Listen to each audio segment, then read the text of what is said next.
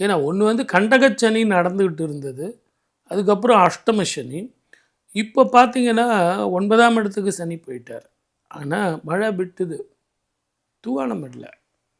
7ஆம் இடத்துல இருக்கக்கூடிய ராகுவும் லக்னத்தில் இருக்கக்கூடிய கேதுவும் கணவன் மனைவி உறவு கொஞ்சம் ஜாக்கிரதையாக இருக்கணும். அதே நேரத்தில் பார்ட்னர்ஷிப்னா வெறும் ஒய்ஃப் மட்டுமே பார்ட்னர் இல்லை, பிஸ்னஸ் பார்ட்னர் கூட.